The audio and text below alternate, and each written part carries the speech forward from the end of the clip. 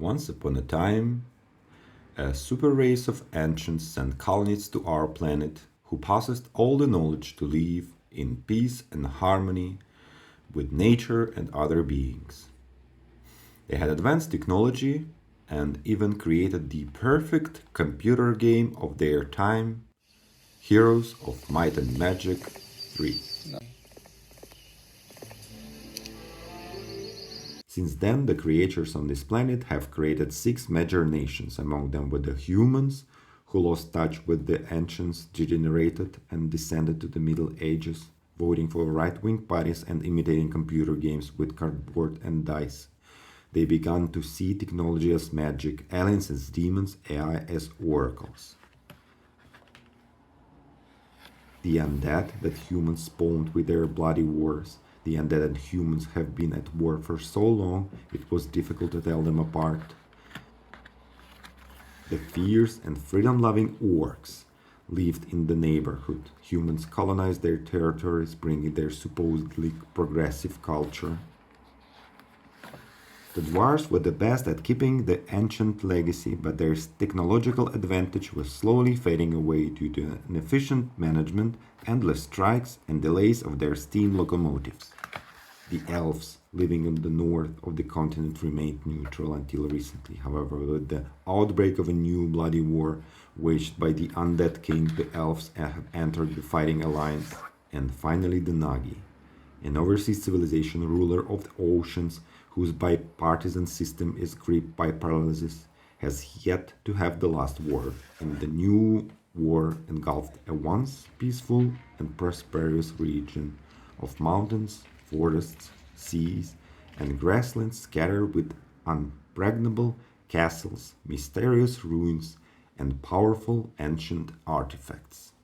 Some of the particularly remote territories will be unplayable by 2 or 3 heroes. It is necessary to find the territories marked with 3 or 4 dots and cross them out of play. Players then choose starting regions with portals, where their heroes begin their journey. A necromancer mage, known locally as Make, come out of the portal. He served as a young man in secret militia of an empire stretching eastward from the great Elbe River. Throughout cunning, he managed to obtain 2 powerful artifacts: the Undead King's Cloak and the map of the entire continent, which gave him incredible power. His nemesis began his journey in the southeast of the continent. Coming out of the portals, both heroes gained the region resources, blotting them off their maps.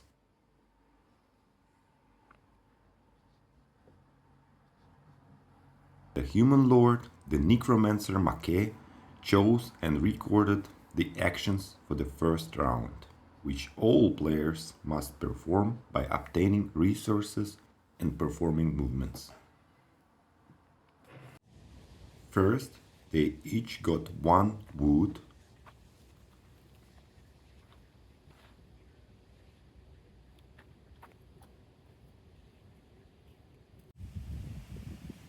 then they each got 2 gold heroes,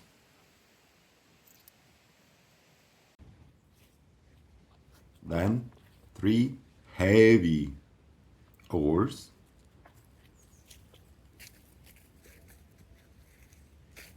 and finally they each got 4 movement points, 3 of which Make used to move to a neighboring mountain region, marking the territory he was already in. When he reached the new mountain region, he received 2 more gold heroes.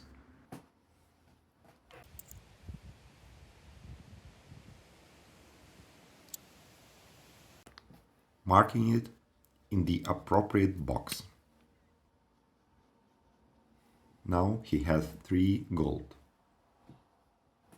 Meanwhile, his opponent reported where he had moved to.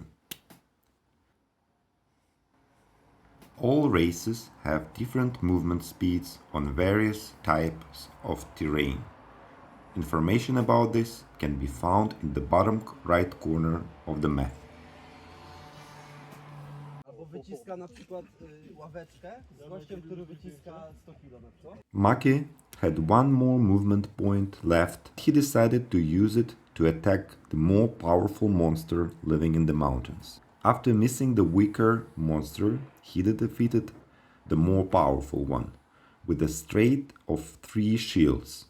The hero received 2 chests for his victory. Boss soldiers who had accompanied him since the beginning of his journey died in the battle. The chests contained 2 ores that he would need to construct buildings.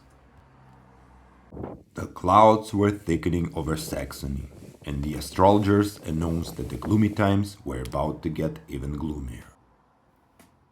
In the second round, Make found himself in the position of the wingman and performed the actions that the oracle had predicted for him. He wrote down the 4 figures heard in the vision. First, he got another wood. He now had 2. The next action is construction. Make spends almost all of his resources on building a rathaus, a first-level building.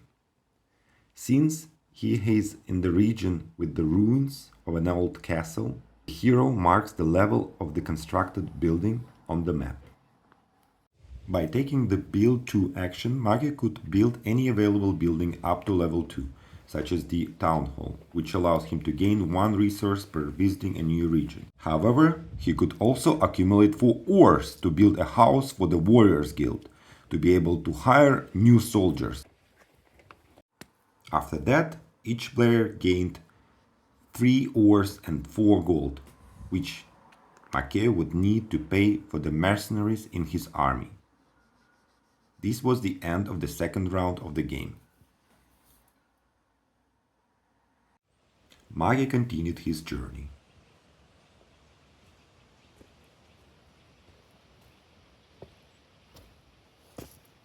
Visiting new territories and collecting more resources in different parts of the continent.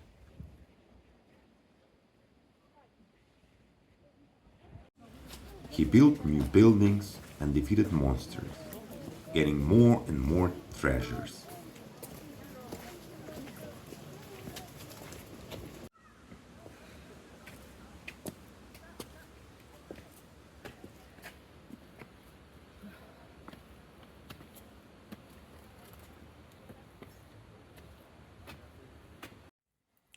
And now, after a few rounds, he was able to accumulate 14 wood, gaining 2 victory points for it,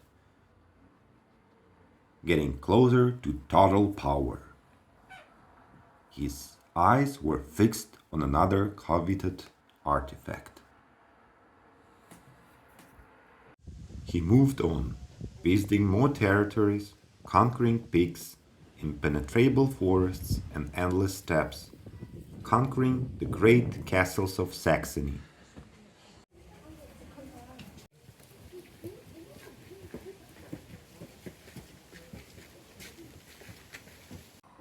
And now, having reached the steppes of Tuskar, he was finally ready to spend 12 of his wood to acquire another ancient artifact.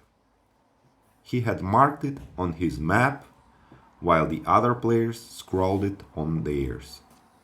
Now the only way for the other players to get it is to take it from Make.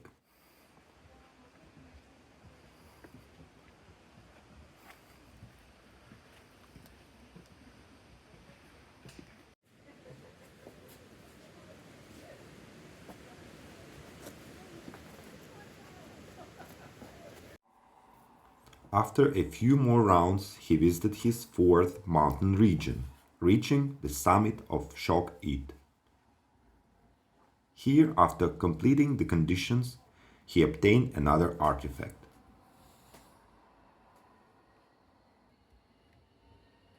In this bowl, of which he discovered untold treasures.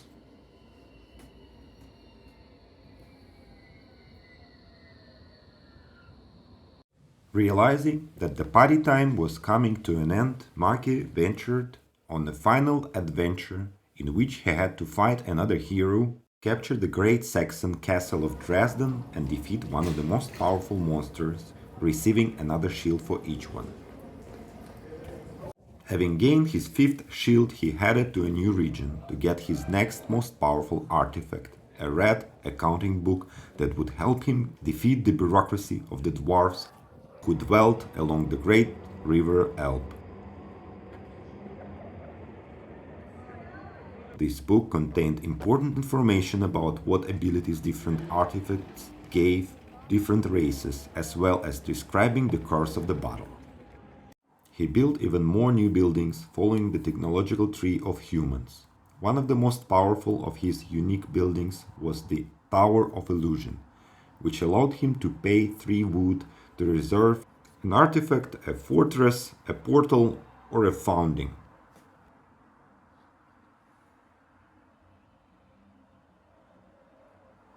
Other buildings, such as the tavern, allowed him to pour alcohol on the bitterness of loss, earning points for defeated monsters whose remainings could be sold on the market. The Pathfinder's house allowed him to travel faster through the forest. Finally, the 4th level buildings allowed him to hire the most powerful units, reinforce them, and come up with all sorts of tricks to pay soldiers less. When participating in battles, Maki did not pay attention to losses, spending gold to buy more and more warriors.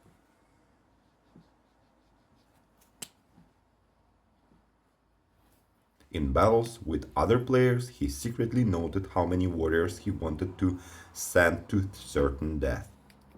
After winning a battle, he could first take away resources or artifacts from the defeated player, and then he had the opportunity to capture the next largest castle of Saxony, Dresden, or Brindlor. Having lost 3 more of his elite units in this battle.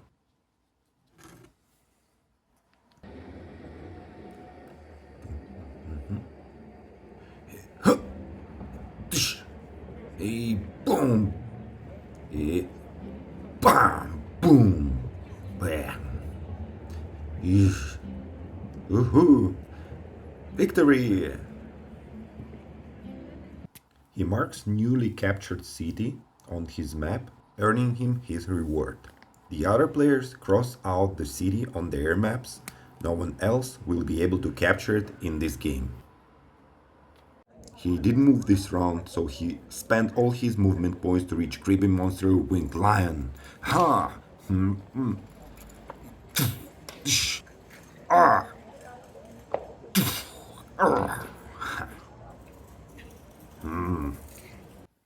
He lost all his soldiers in the battle, but gained even more riches.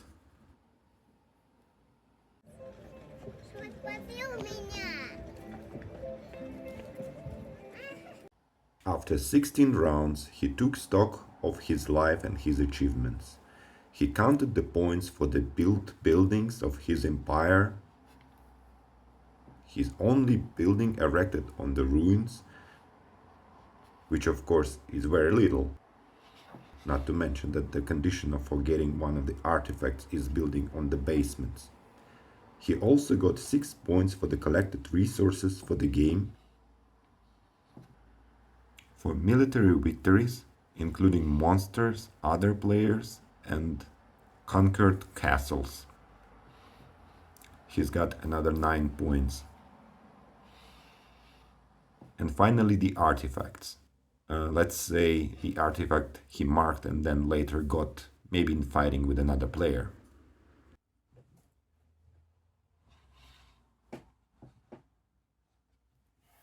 In total, he scored a great 31 points, which isn't much at all. In these fights, his enemies were the undead, a neighboring civilization he had genocided, orcs, who served him faithfully in his criminal heroic deeds. Dwarves, whom he both admired and despised. The distant elves, with their strange habits and hidden grudges.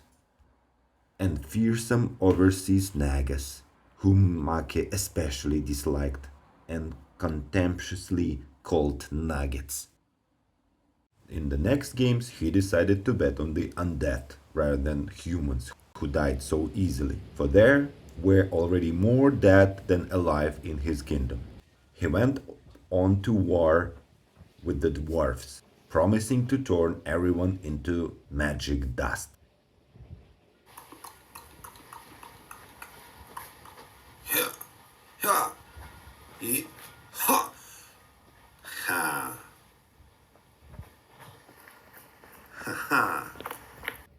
He hired new servants in the graveyard and built a catafalque that gave him a speed boost. The burrow allowed him to resurrect skeletons killed in battle, and the crypt allowed him to bring back to life one executioner, the leader of a private military guild. Finally, the plug pillar allowed him to curse the region. Make liked this especially. Then he decided to play for the mountain orcs, who had their unique resource, rage, for pumping units without having to build new buildings. He needed the camp to hire scouts, whose power doubles in the mountains. He was interested in playing for the dwarves, whose language he knew well. The gear mechanic allowed him to build for free. For the generator, he received a gear for each available mech. A factory for hiring powerful mechosaurs, which for some reason should not be used on the opponent's territory. Finally, he played for the most difficult to master and authoritarian control races, elves, with their nesting in the forests, where you can take artifacts for free if you have enough griffins. And here to the two-faced Nagas, who have the Hydra, a second creature that moves around the map, and the Kraki, which are both units and resources. Their angelic gazer allowed them to turn any region into a warrior one.